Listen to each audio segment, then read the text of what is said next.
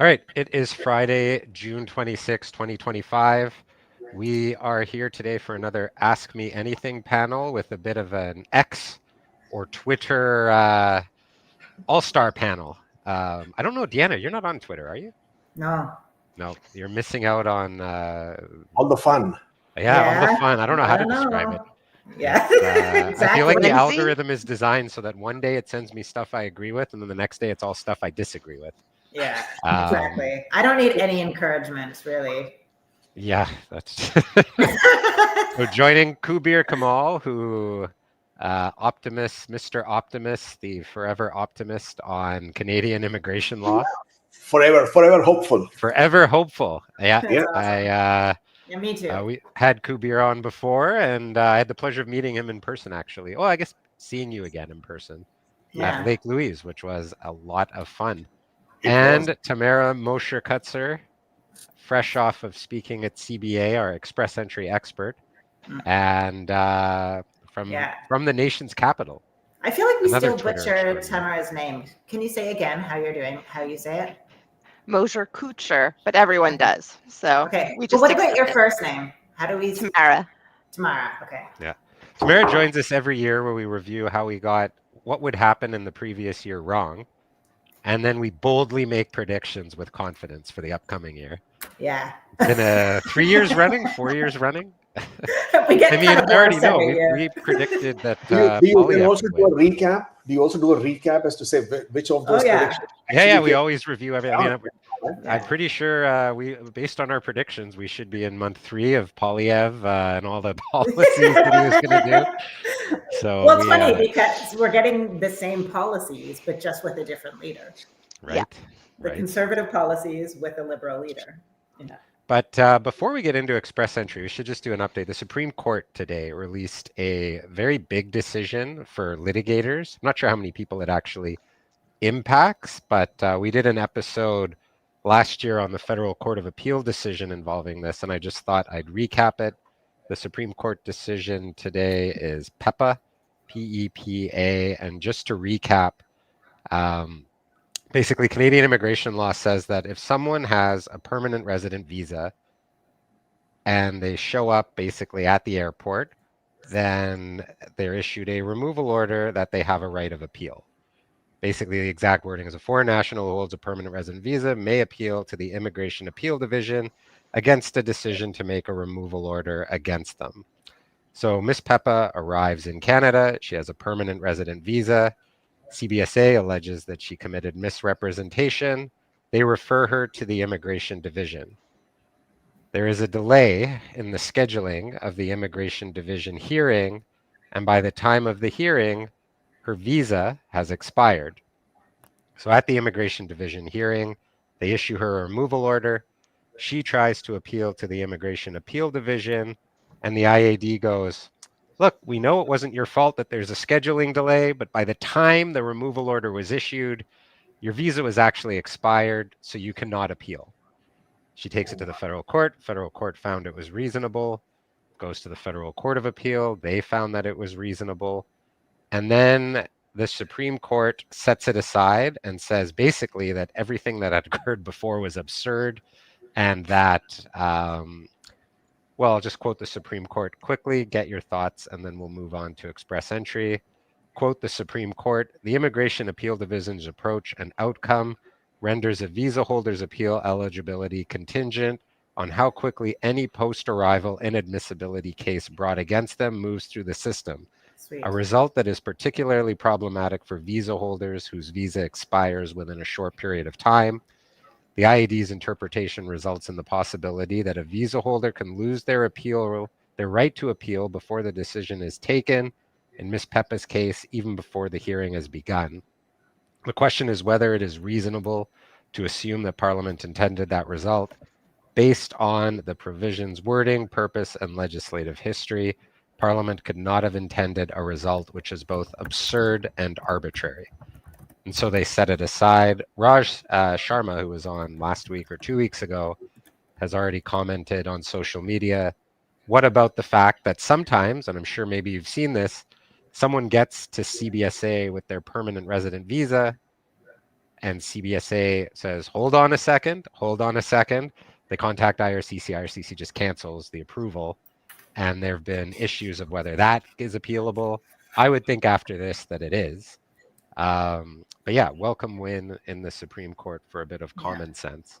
Yeah, for sure. I think that this is, even though it will, as you say, Steve, affect a very small group of people who happen to have this delay between when they get their PR visa, when they arrive. I think what this does say to me is that there has been a growing move to limit appeal rights. And that's something we're seeing in many different contexts. And that even though there has been an encroachment on right of appeal, that has been found to be reasonable at the entry level courts, let's say the federal court, the Federal Court of Appeal, in prior years. And it's sad that you're having to go all the way to the Supreme Court of Canada to get that common sense decision. But I'm glad that it did go back to common sense, and hopefully that will send a trending down toward the lower courts that you shouldn't have to litigate for, I don't know how many years this will be now, that Ms. Pepa had to go from a decision to the Supreme Court of Canada, and how much money had to be spent on litigation just to get back to common sense. Yeah, I already, as soon as I read the decision, I messaged some people at work. We have some procedural fairness letter responses for allegations of Chinese espionage on the Lee standard. And I said basically, I think that's all absurd. And so I want to try to use this similar language that the idea that someone can be inadmissible to Canada because they may in the future be coerced into committing espionage, to me is also absurd. Yeah. So we'll see. Are we ready? Express entry? You just have some sort of a drum roll now, Stephen. The drum roll. Yeah. And there are comments coming in fast and furious. We have comments that we got before, but let's start with the big one. Some variation that we're going to get. Are the scores coming down to 505 this year? Tamara? I think it's possible. We've seen it go down to 507, but I think there was a great post on LinkedIn by a consultant named Berkew, and she got a data set from the government that showed that there were 16,000 people between 500 and 525 in March. So that tells you how many people are there. So it depends how many draws there are, and it depends how many people are coming into the pool, whether or not it drops to 505. I would say possible, but unlikely. And I don't think we're going to go below 5 for 2 years. Kubir, do you have the optimist? I share a similar sentiment, and again, I would go basically to the data set as to how many rounds of invitation we can have for this year, for the remainder of the year. We have approximately 6 months. Even if you go with a bi-weekly, you're looking at roughly 12 to 14 rounds of draws, provided IRCC doesn't take off for a few more weeks in between during this period of time. So between 12 to 14 draws, and amongst them, you will also have some category draws as well. So therefore, that would again put some sort of a hiatus between the express entry draws. So if there are approximately 10 draws, let's say, just go with a bit more optimistic view here. But even if there are about 10 draws with 3,000 ITAs, again, a bit skeptic there with 3,000, but that would bring it to about 30,000 ITAs. Number of people in the pool, roughly 23,000 as of right now. Each 2 weeks, you have about roughly 1,000 people adding in. So the net difference for each draw is about 2,000. For 10 draws, that basically means 20,000 people get taken off, which still means 505 is a possibility, but it's a bit far-reaching one at this point of time. Can happen if IRCC changes the tone and brings in 4,000, 5,000 kind of draws, then yes. But otherwise, it's a bit of a reach at this point of time. And how much is that impacted by whether or not the government continues to try and meet its targets with respect to French language speakers. There it is.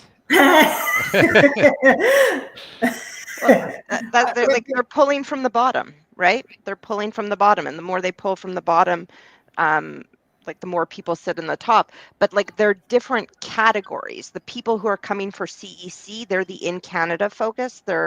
It's under the federal skilled something or other in the targets, whereas all the categories and French speaking it's coming from a different number, right? So I don't think like the French it's coming from a different number, but if they get rid of the francophone category, that frees up space. Mm-hmm. But it'll free up space for the other categories. It won't free up space for the CECs. Because all the categories are coming from... So the francophone category is based on this, like, here we go. People are going to... The francophone category is based on this desire, largely led by the Senate, to get Canada up to a certain percentage of francophones outside of Quebec. The size of the category-based draws is that big to accommodate the francophone stream. So I don't think you get rid of this emphasis on francophone migration without also shrinking the size of the category-based draws. Now, how likely is it that they get rid of the category-based draws? I mean, or the francophone emphasis? Mark Carney in the 2025 election specifically campaigned on increasing it. So he would have to explicitly break a campaign promise in order to do that. How much would anyone care about the campaign promise? I don't know. But that to me is the biggest obstacle, is that this was a specific campaign promise from a government that is in a minority position and relies in part on the bloc and a lot of Quebec seats. So I think it's going to be tough. Yeah, I don't see them getting rid of it, and they've said that their focus is this federal economic priorities. So their focus are the categories. Their focus are these francophone draws. Yeah, I don't know how legible this is, but I think Kubir pulled up no, this data. this was what Tamara was talking about. This is an IRCC Bourgeois. She obtained this data set from 8 through 8, and this basically is from April, early April, and gives you a bit of a snapshot of what the pool breakdown looks like. Some interesting ones over here is the number of people who are in the pool as of early April 7th, I think that's when the data set was from. But then after that, there has been a big, it's from April 7th. But after that, there has been this big gap, right? That the draws were not conducted. More people got added into the pool as well. But what happened is that because they were able to remove the job offer points, the number of people who are now getting added to the pool, that number is not that high. Earlier, it used to be about 2,500 people getting added every 2 weeks. Now that number has dropped to under 1,000. So that has brought in a significant change there. I mean, if you look at this one, it shows, at least it has a little bit of a snapshot of how many people were in the pool, because IRCC doesn't give us the pool breakdown between 501 and 600. They just give you a complete chunk there. So is the pool shrinking or growing? Like, part of the theory was that as less temporary people are admitted, the pool should shrink. Is it actually shrinking? No, it's been pretty much consistent since it will shrink. I mean, I know what you're saying, but it will shrink now that the number of people getting added because no job offer points, that number is less. And if you keep drawing out, let's say 3,000 invitations every 2 weeks, but the number of people getting added is only 1,000. So the net difference of 2,000, that would be the shrink, I guess. I'm just really fascinated. These numbers are really, really interesting, especially the number of like nurses, nurse aides, IT professionals just below the 500 point bar. It brings me to one of the questions that was asked by one of our listeners about like STEM categories, but also healthcare. I'm really curious about healthcare categories. I'm just wondering what kind of insight either of you have about For me, with healthcare, I don't think anybody would disagree that there are healthcare shortages and that this is an area where, you know, we could really stand to gain resources that we very much need.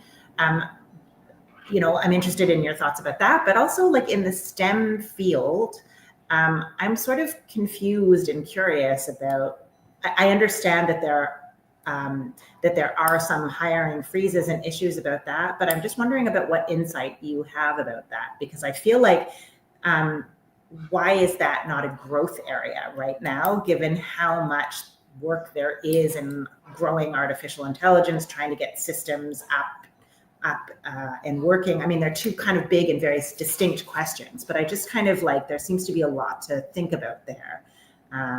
You know, just throwing that open for your thoughts. Well, for healthcare, I think like if they did a bigger draw, the problem is the 2 draws they've done are so small, it kept the scores high. I think they're going to do larger draws, and I think the scores will drop. I'm hopeful that they'll drop down to the 460s like they did in 2024. But in 2024, I think they only did 2 healthcare draws. Yeah, but you're right. They were tiny, and the scores were very, very high. And so, yeah, you know, a lot of people that I was working with, extremely skilled, but didn't hit the number. Yeah, but I'm hopeful because there is this focus that they will do larger healthcare draws, and that will drop the score. But with STEM, they like eviscerated the category. So many of the occupations are gone, and almost all the IT occupations are gone. I think because there were so many, there was so much upheaval in the industry in the last year and so many layoffs. It remains to be seen kind of whether they remove those occupations from the global talent stream. The irony of the layoffs is like the STEM category is also largely people who are here in Canada working.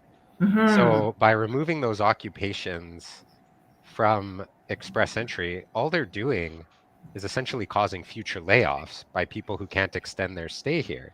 Yeah. Like And there's an irony in that the way they prioritize immigration will exacerbate that, which, you know, it's just like a circle. Yeah, for sure. And they're people that came on GTS LMIAs or people who came under the H-1B exemption program. Like they created these programs, and now they're, you know, not actually making a pathway for permanent residence. It's it's nonsensical. Yeah. There's another school of thought on this healthcare issue.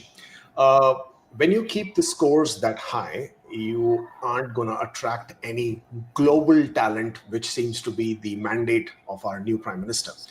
Because people outside Canada just cannot get to that number. You can't cross mathematically, as per the points grid, you can't cross 500. So you're not going to get the global talent coming unless you're talking about the in-Canada focus. That's number one.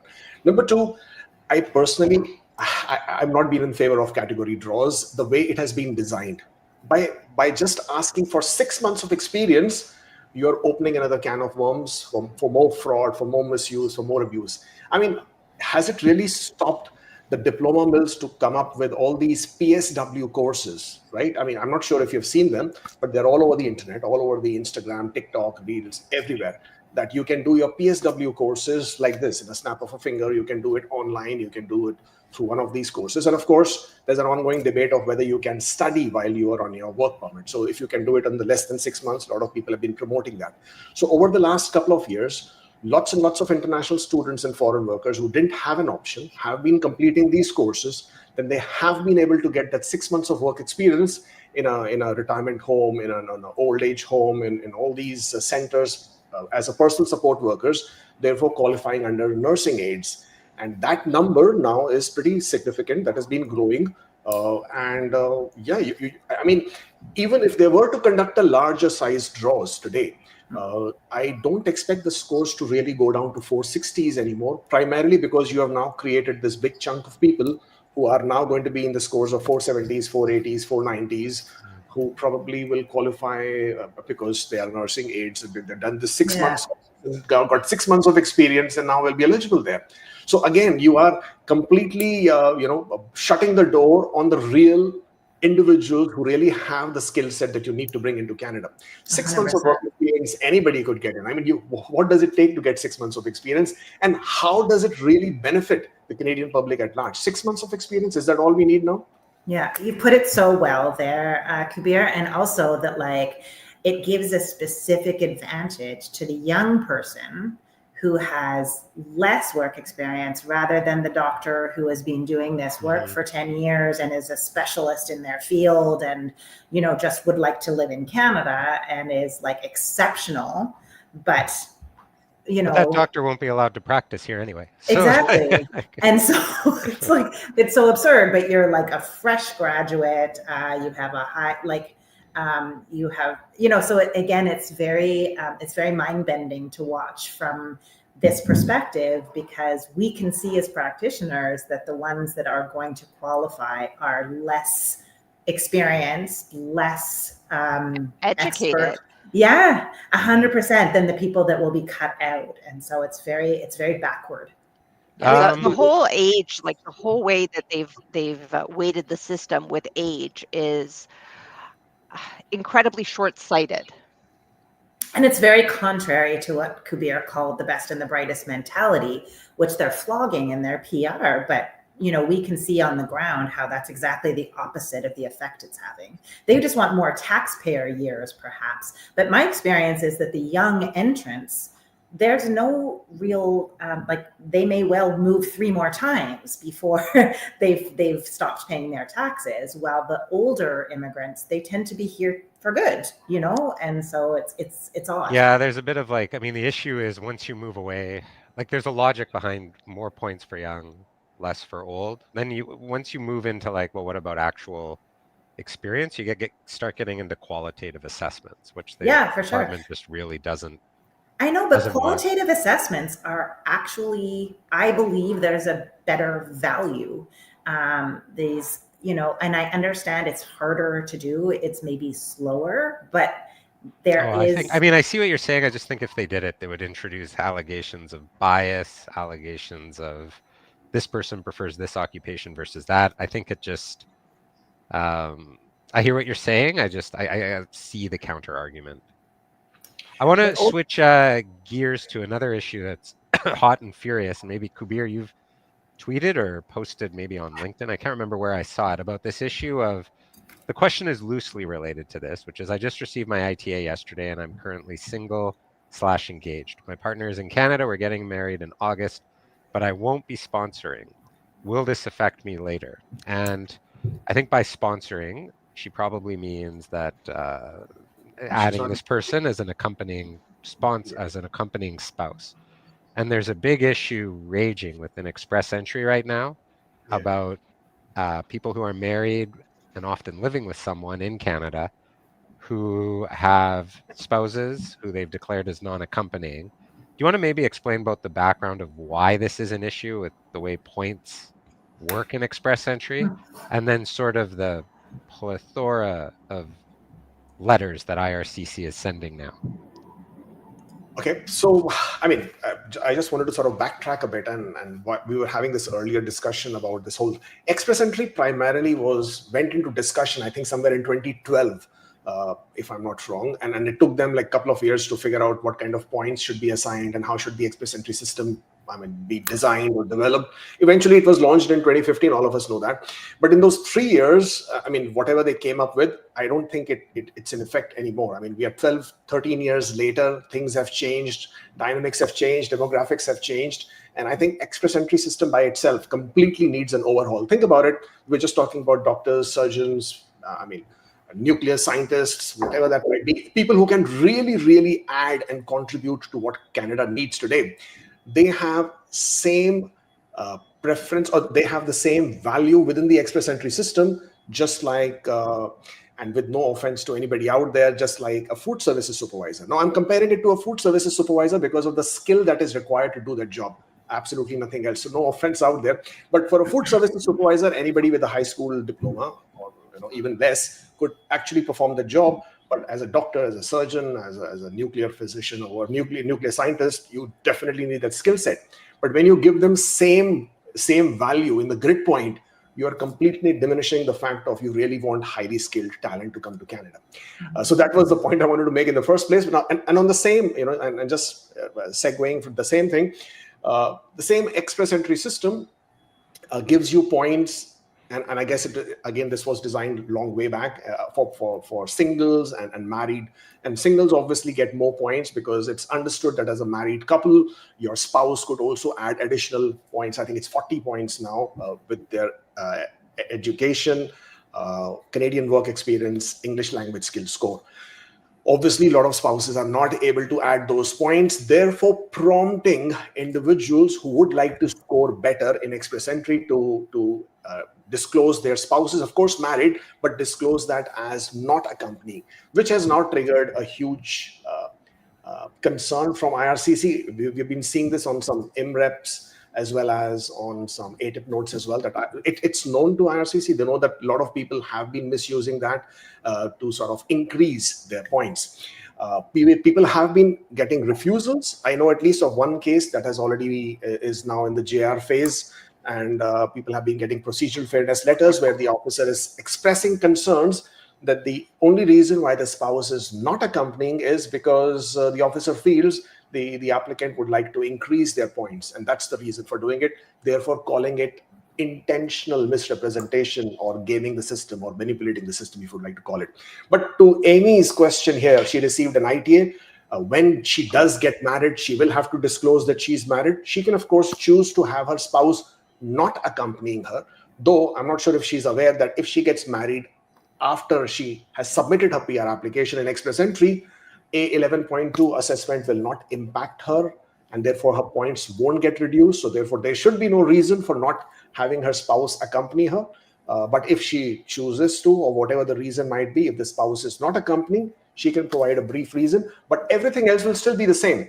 The spouse will still have to go through the inadmissibility checks, the police clearances, the medicals, though all of those will still have to be provided, including all the proof for the marital relationship being genuine.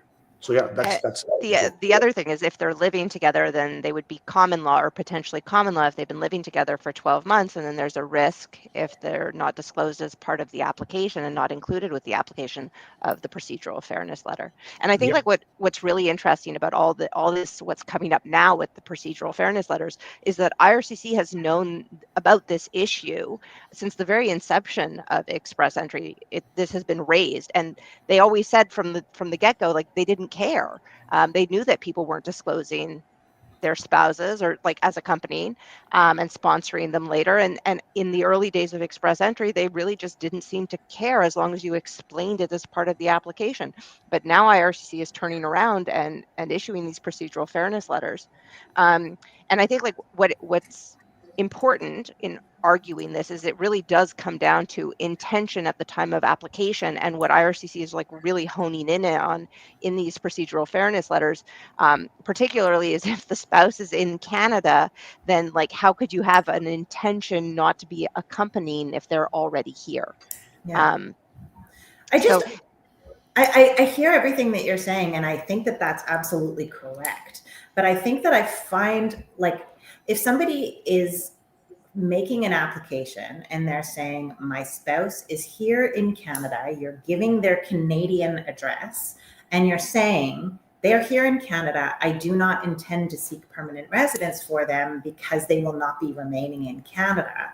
And you state a clear intention, and that intention later changes.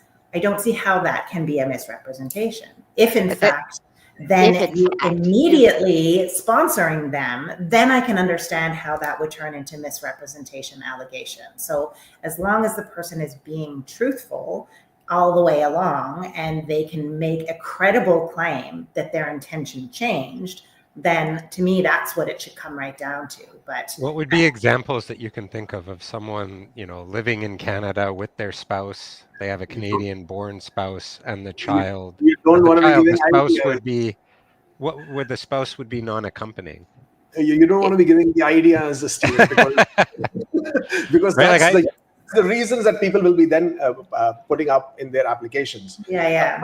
I would like to ask you guys, actually disclosing the truth that I would not want my spouse to accompany me because I would like to increase my points. Mm-hmm. I don't find that in immigration law anywhere, or anywhere where it says you can't do this. And if you Yeah. are actually saying this and disclosing this as truth, why should this be considered as misrepresentation and be held against you? Because there's nothing where it says you can't do this, or this Yeah, is considered as exactly. Well, it would just depend if it's misrep or not, right? Like if they, so I've looked at this because some consultants have showed me the PFLs and I've done some research on it. So Yeah. I've just pulled open like the IRCC website defines accompanying family as an accompanying family member is someone who plans to immigrate to Canada with the principal applicant. Yeah, exactly. I've Like looked, if you're not seeking permanent residence for them, that means they will not be so entitled immigrating though to goes work. beyond that, right? Like you can like it's what are they doing? Like if there's the question of like why aren't they applying for permanent residence? Yeah. But it's also like, are they in fact here and have they actually like if they're here and it would depend on the facts, but just They're because they accompanying you haven't as a visitor. They're asking whether or not they're intending to accompany you as a permanent resident.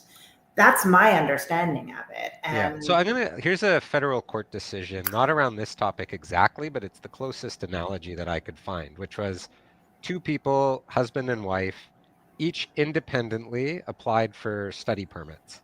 And in each application, they declared their partner as non-accompanying because they weren't part of that application. They were each independently submitting study permits as principal applicants, declaring the other one as non, on the IMM 5406. Is your partner accompanying you? No. And they said, well, look, like we were going independently, we weren't part of the same application. And the federal court, in that case, I don't know how it would apply here, found that it was misrepresentation because each person planned on traveling to Canada. And yes, they weren't in the same application, but the intention was to actually be in Canada.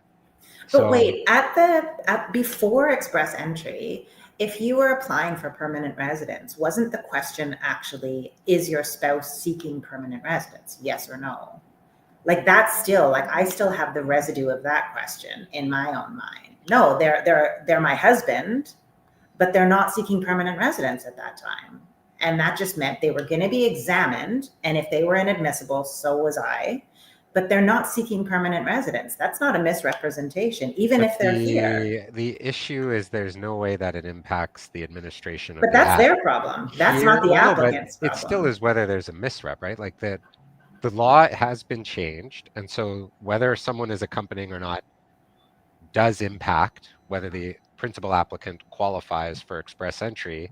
So now there is a relevant factual determination to be made, regardless of whether they say they're non-accompanying or not. Do they have an intention to be in Canada?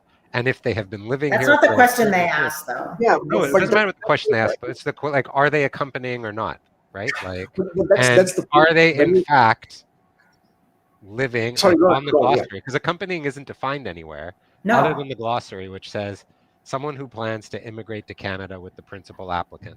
Immigrate, though, is not the submitting of a permanent resident visa, right? It's you're physically Well, I immigrating. have it from the terms and definitions that it's to accompany or follow the principal applicant to Canada. Yeah, It's, right. yeah. It's not the submission of a permanent. Anyway, we'll see. There's obviously going to be litigation on this. I mean, there has to be, right? Yeah, At we're some drawing point, from other areas. And The like misrep I just PFLs are going out. And I'm going to point out two things. One, I tweeted yesterday a report from 2013, the IRCC research report from pre-express entry, spousal characteristics, and the selection of economic immigrants. And that was the study when they were determining whether or not they should assign points to the accompanying spouse. And I think that study actually said they shouldn't. Not because of the ability of a single applicant to immediately turn around and sponsor a spouse. Yeah. So that's really interesting. That was from 2013. And the other thing, there was a consultant, I think Liddy, he's been tweeting pages of internal IRCC deck where they are very clearly contemplating removing spouse points altogether, which I think would just solve this obviously problem. Yeah, for sure. Like I just find it really hard to metabolize that you can make a misrepresentation without any non-disclosure. Like you've told them you have a spouse, they're with you in Canada, and yet still be found inadmissible for misrepresentation because you haven't included them as an accompanying spouse. Like that's well, because you specifically said that they are not accompanying you, though they are here with you. Even and though I think you told them reading, they're but on a in the plain same- reading, like what is like they are literally Yeah, it's accompanying you not an because they're omission. here It's with a you. deliberate, like what Tamara is. It's a misstatement. But they're Anyway, not we'll seeking see. permanent residence. Yeah. Anyways, I would happily run one of these JRs. I think it would be very interesting. I'm sure you'll be approached because I think I'm this sure. PFLs. I think it will It's be very interesting if mind-bending. it's going to turn into one of those scenarios of like Either they fix bad their tax making system bad. and I make don't it actually know to what clear. extent people were turning around and immediately sponsoring people. Yeah, I don't know. But again, I think Tamara's right that they weren't making sufficiently clear from the outset that this was actually a no-no. And they I think the opposite. They said exactly. it was fine. Totally. And then when it became so competitive, they changed their position on it, which is just very, it's very confusing for people. Another one that we haven't had today, but it's been asked before and we got asked it in the advanced is, I'm just seeing if I have the question anywhere, but basically, if you are working in Canada for a foreign company, do you get points for foreign work experience? And then I remember Kubir telling me, oh God, I can't believe you tweeted this ATIP. Can you get concurrent work experience where if you're working 2 jobs at once, one for a Canadian employer, one for foreign, do you get Canadian and foreign work experience? You can, but I think this is the next area they crack down on. Yeah, no, this one is a very contentious issue, and because of your tweet, so many. I mean, I can show you so many videos and Instagram reels that all these agents created, where they said IRCC is now giving free points as per this lawyer. Oh no! I mean, that was so.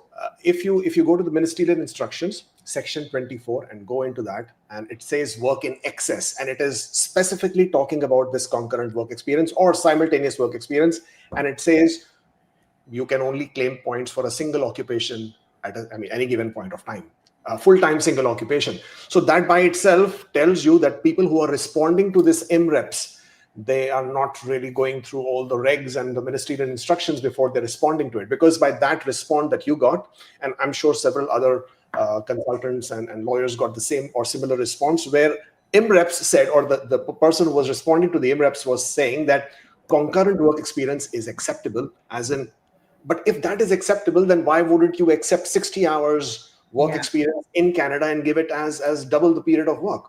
Why would you just only do it only for the foreign work experience? Well, and that's a topic that we've been, I don't know if we have somewhere in this thread of questions, is why does IRCC not seem to prioritize why do you get more work? Why do you get more points for a combination of Canadian and foreign work than you get for just longer periods of Canadian work? Goes back to the same 2012 discussion when these guys were designing express entry, when they never thought this would ever become an issue. Yeah. I have to say, and again, this might be one of those things that Steve says I'm being paranoid, but then it will come to pass. And I don't think it's paranoid. But I am seeing this, I'm suspecting this thing whereby like Canada's now committed to upping its security spending for NATO targets and all this kind of stuff. And we are seeing them already. So that means that they have less money for other types of spending. So we are seeing them cutting back spending for immigration. So we're seeing fewer officers working for IRCC, more things done by machines. And I'm guessing that they're going to start attributing more of the CBSA funding to security funding, and that will be applied toward, yes, this is toward our target of hitting what we said we would spend for NATO. And so I think they're just going to be empowering CBSA to do more work, finding more areas to enforce. Anyways, maybe the connection is not correct in the big political scheme of things, but that's like, I think that there's just going to be more money going to CBSA to find ways that these areas are being exploited. So I think people should be as absolutely cautious as they possibly could be in making applications, because I think they are looking for areas to crack down on every day. Well, right now they're going after Iranians. Seems to be the big push. Yeah. Well, that tracks then with what I'm saying. Yeah. I mean, I should be specific. IRGC members, not just Iranians writ large. But yeah, but in terms of who they're calling an IRGC member, that is growing and growing, as we discussed in our episode a few episodes back. Yeah. We talked about this on our podcast before. Actually, we had Kubir on before it became all of a sudden something the media was picking up. Cap on India to ensure that, there's more diversity in country of origin. When we recorded it a couple months ago, we all predicted that there would not be a cap. Has anything changed in your assessment? Or Tamara, what are your thoughts on cap? Nothing's changed in my perception since that episode. I don't think there'll be a I don't think country-specific cap. I don't think they would put in, like, I just think the political implications of putting in a cap on a specific country, like, I wouldn't go there if I was them. What I would like to see is a cap or an ineligibility list for certain occupations that are vastly overrepresented in express entry, that were vastly overrepresented in the arranged employment points, and where those occupations, they've been vastly overrepresented since prior to express entry and used to be ineligible. You're talking gas prior to station express entry. supervisors? Food service supervisors, retail supervisors, those 6 occupations. Yeah. There used to be a CEC ban on certain occupations. Remember there was that one year, Yeah, it was cook, 2014 food or service. 13, they banned Yeah. 6 occupations from CEC. Yeah, they were Yeah. food service supervisors, administrative officers, administrative assistants, accounting technicians, and bookkeepers, and retail sales supervisors. And if you look back at that thing that the graph that Kubir had posted, if you look at those occupations, the top 20 occupations in the pool, and how those occupations are still in the top 20, and they are, like, vastly overrepresented. Just those occupations. It's crazy. And I think that that's been the case since the start of express entry, because I remember the very first report that they made. And so I think that, and again, like, casting no aspersions on that occupations, but if you ask the average Canadian, where do we see that there are the biggest labor market shortages? I think we would all agree that those are not the top occupations where there are the biggest labor market shortages. I would love to see that those continue to be places where people can apply, but they not be the top 5 occupations. Yeah, I don't know. I mean, when my LMIA experience, I've been surprised, like, cooks often literally have no one applying. But our cooks are not trade also, Yeah. and they can get Red Seal Yeah. certificate of qualification. I don't think that those they were should one be of the in ones that. that were banned in the CEC back in the day. Yeah. And speaking But of cooks, I like ethnic cooks. Like, I think that those should be part of the permitted group. do you like Personally, non-ethnic cooks? no. I think that those should be CEC eligible personally, because I think that, like, somebody who lives here, like, I do understand the distinction. I think that they should still have a direct pathway, but, like, an administrative officer, like, it's just, it doesn't strike me just using just general common sense. But in terms of the country caps, going back to that, I think that I think that it's not politically sensitive to say we're going to limit the number of applicants from India, but I do think that they're finding different and more backhanded ways of doing that same thing. Like the French language program, I feel like, is kind of like a backhanded way of saying we're going to accept less applications from India. I thought it was the lack of I started STEM. reading the Senate reports, and the more I read the official language, whatever committee in the Senate, the more I realize that, like, they really just want francophones. Like, but then there's way better ways of doing that. Like, there's way better ways of doing that, going to countries in Africa where they speak French as a first language, where they would create community,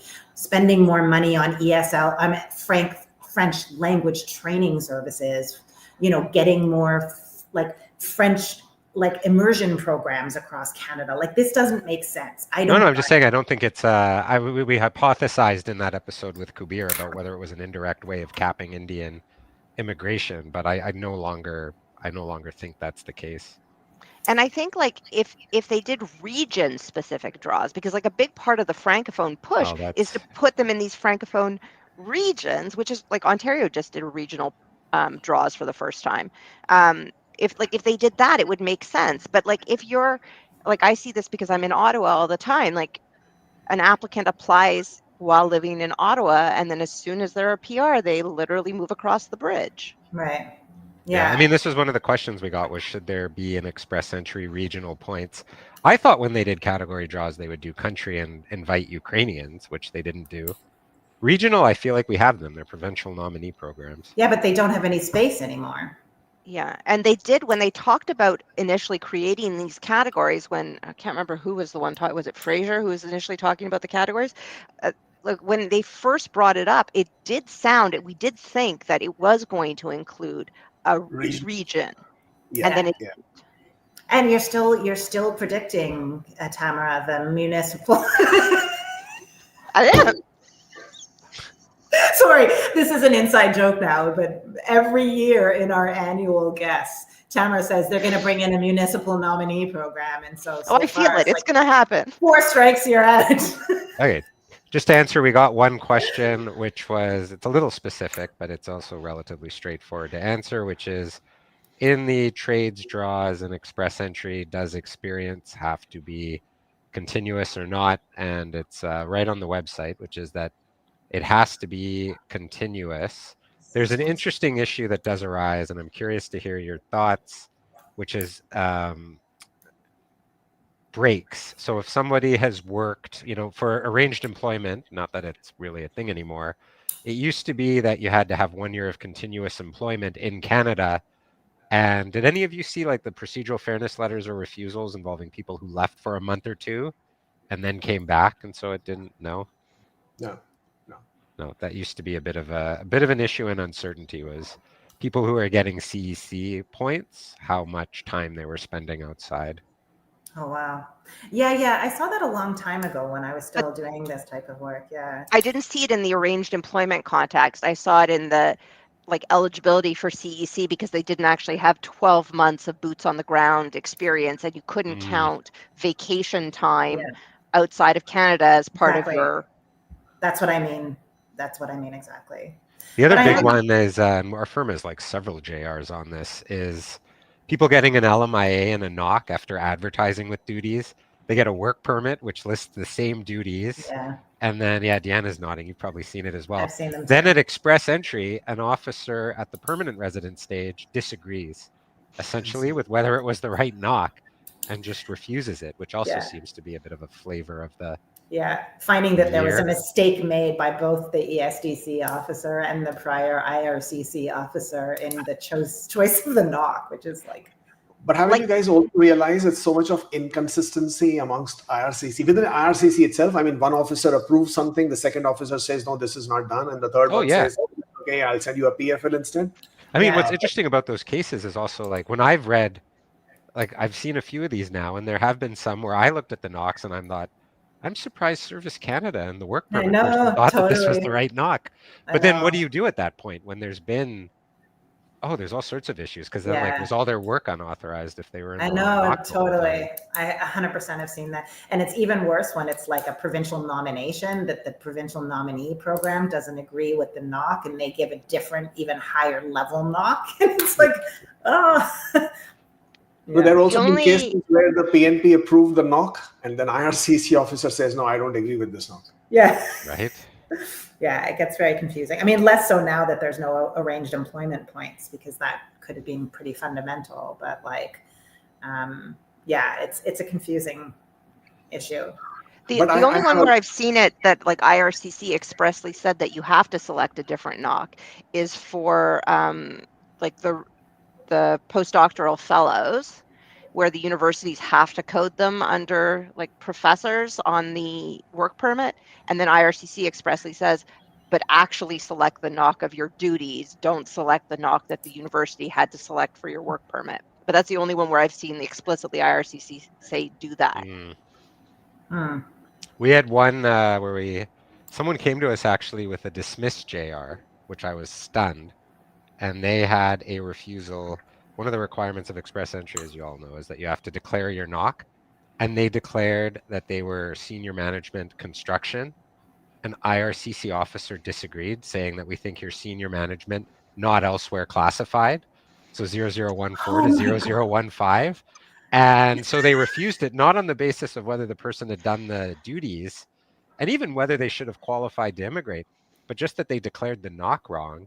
And I'm not going to say the lawyer who JR'd it, but like it was a fine JR, Oh my dismissed God. without leave.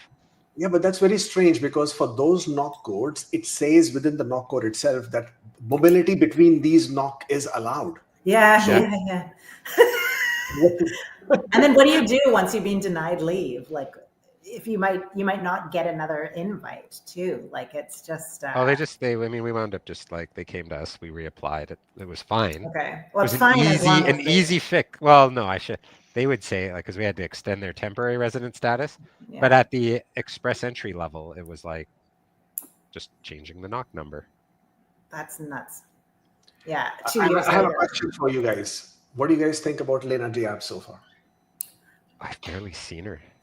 Oh, she made an announcement about how, I can't remember what it was. I just remember that I posted it on my firm's feed, where she was talking about how she wants Canada to meet this new mandate of like best and the brightest, and that the Strong Borders Act will allow us to accomplish that. And I almost choked on it. You know what? I would say when there are immigration news stories referencing changes, they still post pictures of Mark Miller. So I And think sometimes that kind of Fraser. just summarizes it all as like the new minister is a bit invisible to such an Yeah. extent that like, yeah, they run pictures of other ministers who I think are more recognizable as being the Right. people who are changing things. And Mark Miller's not even in cabinet. Yeah, that's right. I just find that the out of touch nature of what they're doing and what they're saying they're doing is so extreme right now that like Out of this- touch nature is such a polite term for gaslighting. Yes, correct. Correct. Like that they're talking about their best and brightest strategy when what we are all agreed upon is that this is the bottom feeder kind of strategy, like that it's not, and actually that we are being spoken of, the bar, as like in favor of fraud, in favor of abuse of the system. Like it's very gaslighting, and that the Strong Border Act is about like elbows up. It's like, what are we talking about? It's very confusing. And like the fact that they could say with a straight face that like they've stopped doing federal skilled trade draws because they think they can actually get just as many and just as good through CEC and through the trade category, when like we know it's not as many occupations and they're still only doing two trade category draws a year, and the trades can't get drawn through CEC because they don't have enough points, because they don't get education points by and large. Like the fact that they can say that with a straight face, yeah, is it's so alarming. upsetting. Yeah, it's alarming. Yeah, and the Strong Border Act, like I cannot say in strong enough terms how frightening that piece of legislation is. Nice pun. Yeah, like it's really chilling. And that, like, you know, to say that we are taking a strong position against Donald Trump, and yet that is like exactly the piece of legislation he would have crafted for us. Yeah, we'll have to do we're going to do a whole dedicated episode to it at some time, unlike with the But then we have been stuff bottom law, whatever it's feeders. called. They didn't rush But we it. have been bottom feeders since 2021. What was TRPR? What was 75 CRS? What was that spate of that low score draws throughout the whole year? I mean, that's So what well we've been. put. So well put, Kubir. It's like, yeah. I mean, and we've been trying to like flounder our way through things ever since then. Like, what are we doing with all these, international students that were offered to come in and then set themselves up and spent their life savings on education, and now we're saying, sorry, we're done with you. Like it's colossally bad. So yeah, I'm not in favor. Yeah, I think I want to conclude with this question, which is some sort of a variation that I'm sure you all get. Yeah, there's either when are the points coming down, and we all seem to agree that they won't, or at least this year. I think I Tamara think said 2 to 3 years. 2027, 2 to 3 years. Yeah, They stick with the I think there's 2025 to 2027 levels plan. I think you look at when the last post-graduation work permit holder public policy people expired, which is June of this year. Once they age out or whatever of the 3 years of CEC, that's when I think we start seeing a marked decline. But that's kind of because the people that are in these types of situations will have to leave, is it not? Like, yes, because they will no longer be eligible for CEC, and like they're the ones with the crazy high points. They have some of them 5 years, 6 years of Canadian work experience. They have Canadian education. By and large, they're super young. And so like that's in my opinion, the vast majority of the people who are in that 500 plus category right now. right, But they're there for right, the next, 3 years. right. They'll use up the entire space. Yeah. The number of Yeah. study permits is going down. The number of applicants from India, because that forms the largest contingent as far as international students is concerned, that has gone down, I think, by almost 80%. The statistics which said that we had only a 0% growth, I don't agree with it. I think a lot of data which is skewed there to sort of suggest that. But overall, yeah, I agree with Tamara. I think over the next 2 years, I mean, I wouldn't even go to the third one, but I think over the next 2 years, you will see a generic decline throughout.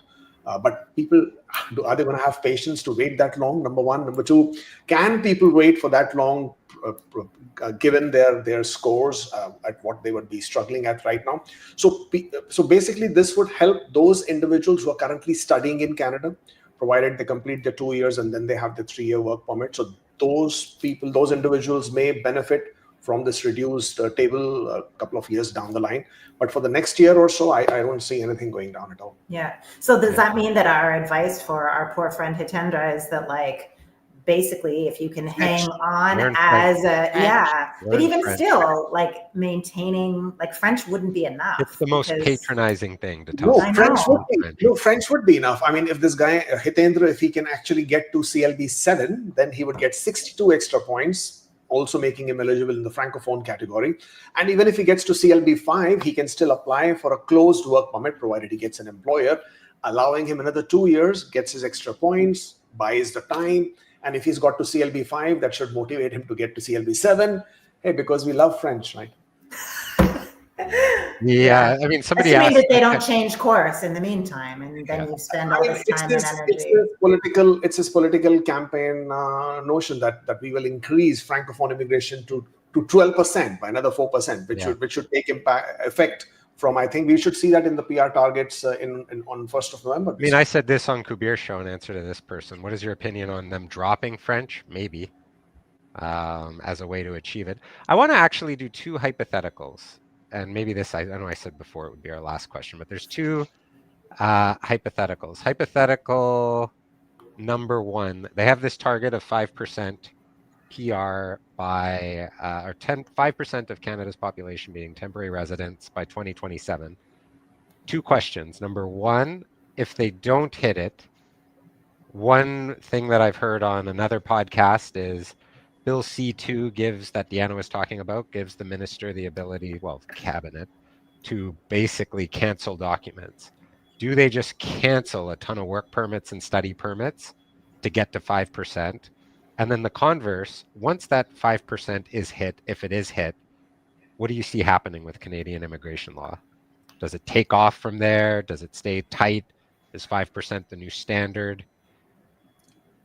I think 5% is the new standard, right? Like right now, politically, there's just no desire for immigration politically. But I think by 2027, like the market is going to say, like, we need these foreign workers, like this blanket, like across the board, foreign workers, we don't need them. That, like, this attitude, we all know because we deal with the employers, that like there are occupations you just can't fill here. Yeah. We don't have the expertise. We don't have the schools, like vets. We have 8 schools in Canada. They're not churning out sufficient vets. Well, where are they supposed to come from? Yeah. Somebody said this at the conference, I think it was, that, like, you know, you want to get rid of this number of people here in Canada. Well, you also have to understand that you'll also lose that number of nurses and doctors in the, in the system. You have to be willing to accept both things. But you know what, like, I think is their most impactful policy at actually getting rid of people is the removal of the open work permit for the vast majority of the spouses, because I think that's going to make it completely non-palatable and not possible for a lot of foreign workers to stay here. Because they won't be able to support their families on one income. And two houses, like in different countries, right? Like, yeah, exactly. Yeah. I have a different theory on this. In order to meet the 2027 targets, I think they've already started. And the way to do it is by refusing more and more work permit applications. 100%. Applications. That's an easier way of doing it. Like, just refuse them for any reason whatsoever. Yeah. Not everybody's going to go the JR route. And it's too expensive. Yeah. And fundamentally, get rid of that many applications, that many people. They're not even extending applications. They are refusing study permit extension applications. They are refusing applications for extension of, like, for example, spouse open work permits. Individuals who are eligible, they meet the 16-month criteria. They have the principal applicant has the work experience in the relevant NOC code. In spite of that, they're refusing those applications. And as I said, not everybody's going to go the JR route. No, and any litigator will tell you, any lawyer in the immigration field will tell you, the quality of decisions are so poor that like we can literally fill our boots with cases, but they're time consuming. They're a ton of work, and you wait sometimes 2 years to be able to get your decision. And so, people just will have no choice but to opt out of doing the litigation, and that will be, that will be the outcome. So I think Kubir is 100% right. Yeah. And the irony of it all is the people who they want to stay the most are the ones with options in multiple places who will leave. And so this goes to your second question then, Steve, is like, what will happen? I think that even though I agree with you, Tamara, that they will want to change their mind, I really wonder what they've done to what we've done to our own reputation. People that were incredibly good candidates who then took off because they didn't want to spend $10,000 on litigation to try and fight a stupid decision. Will they be inclined to come back again, or will they think Canada mistreated them? And I believe they will think that.